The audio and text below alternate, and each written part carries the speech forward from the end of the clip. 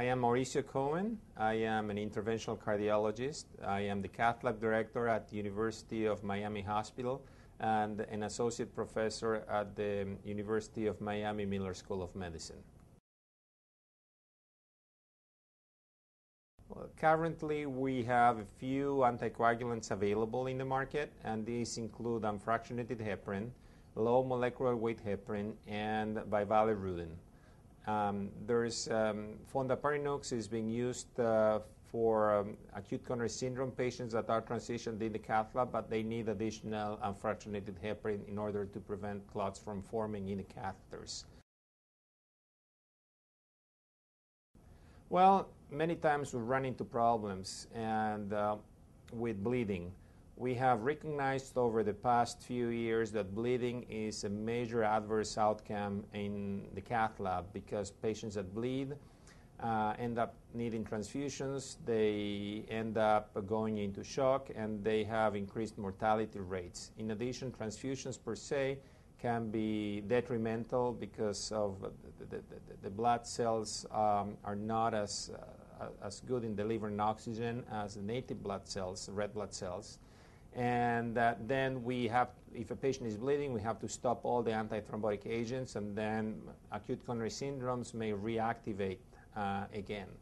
And of course, depends on the size of the bleeding and the site and location of the bleeding. An intracranial hemorrhage is not the same as a bleeding in the groin, of course. And so understanding that bleeding is a bad outcome, we need tailored therapies for individual patients as far as we can identify patients who are at higher risk of bleeding. In addition, we can also run into problems in the cath lab with coronary perforations or big vessel perforation where being able to revert anticoagulation is very useful. So the REG1 system is an aptamer pair. It's composed by two agents, RB006 and RB007. RB006 is the anticoagulant component, and its molecular structure is an oligonucleotide. This oligonucleotide is selected based on a special process, and it sticks to a target, identify a target and sticks to that target with the same forces as a monoclonal antibody. It sticks to a target as a monoclonal antibody. The interesting thing about oligonucleotides is that they have a sequence, and if you have a sequence, then you can have another oligonucleotide with a counter sequence that can work as an antidote. So if you have and these drugs are called aptamers, and that comes from the Latin, that means apt, to fit, and then mer is polymer. So it's a fitting polymer, fitting oligonucleotide to factor 9. In this case, in this particular case of the REG1 system. So factor 9 plays an important role in the coagulation cascade, and it's right at the crux of the contact activation pathway and the tissue activation pathway. And once it's inactivated or it's blocked, then anticoagulation ensues. And then if the control agent that sticks to the RB006, the anticoagulant portion, is injected, then it releases the target, and then coagulation goes back to normal. Or it can be dialed in the sense that depending on the ratio of the anticoagulant to the control agent, you can actually reverse by 25%, 50%, or 75%. So it's a very appealing drug. Appealing because it allows you to tailor anticoagulation to the specific need of a particular patient. In addition, one important feature from the pharmacokinetic standpoint is that it's not cleared by the kidneys, and it can be given as a single IV injection, and the half-life is fairly long, more than 12 hours. So this is a small study. It's a feasibility pilot trial just to prove that we can do PCI with this new anticoagulant. So we decided to do a randomized 5-to-1 clinical trial comparing the REG1 system versus conventional anticoagulation with heparin in patients undergoing PCI for elective indications.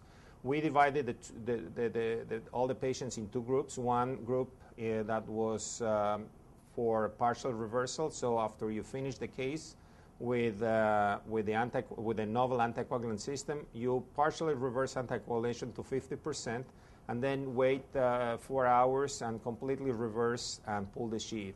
Once we finished the first part and we had no catastrophic or adverse events or alarming adverse events, we moved to the second phase, which was complete reversal of the anticoagulant at completion of the case, and then pull the sheath. Again, we did not have significant adverse or catastrophic effects, and we completed the study with 24 patients. Well, we didn't have real serious adverse events. We had a couple of patients that had enzyme bumps, which are not uncommon after percutaneous coronary interventions. We had a couple of patients that had small hematomas, but none of these met criteria for what we call a minor or major bleeding. So these were minimal bleedings and small enzyme bumps that can be interpreted as periprocedural myocardial infarctions because they met the pre-specified criteria in the trial. So protamine has been the reversal agent that we have known all our life with unfractionated heparin. The problem is that protamine is not an innocuous drug, can reactivate thrombosis, can cause anaphylaxis, can cause bronchospasm. So it's a fairly unpredictable drug, and of course there's always the risk of a rebound ischemia. So people try to stay away from them, from protamine. I think that this agent, we did not see any reactivation of bleeding, and we saw that the actual anticoagulation parameters went back to normal without any sign of rebound ischemia or thrombin generation in the case of the REG1 system. I think it's a very appealing agent because of the ability of regulate and control anticoagulation. Yes, we used the ITC, hemochrome, ACT, and then we used also whole blood PTT point of care testing. ACT was fairly good, but we found out that the best correlation is with PTT. So there's currently the whole blood PTT point of care testing available, and that can be the potential use in the cath lab for this agent.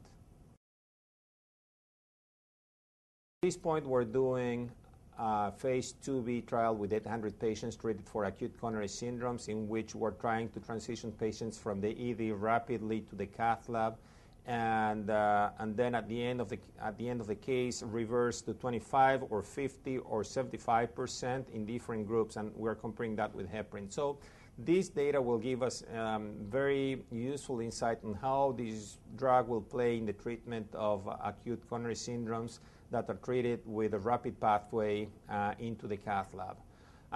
With respect to the cath lab by itself, I think it's a very appealing agent. I think that if we can prove that this drug works safely and there are no clots generated in the catheters, it may possibly gain the market because it has many beneficial features from the pharmacokinetic standpoint. So I think that we're still in the search for the ideal anticoagulant. There's a race among different industries to come up with their ideal anticoagulant. Things are becoming complex. There are so many permutations with so many different antiplatelet agents and anticoagulants. I think that this drug can be used as a standalone or can be used with adjunctive glycoprotein 2B3A blockers. So this drug is going to be safe, it's my prediction, but we still have to go through all the journey that will take us to market approval.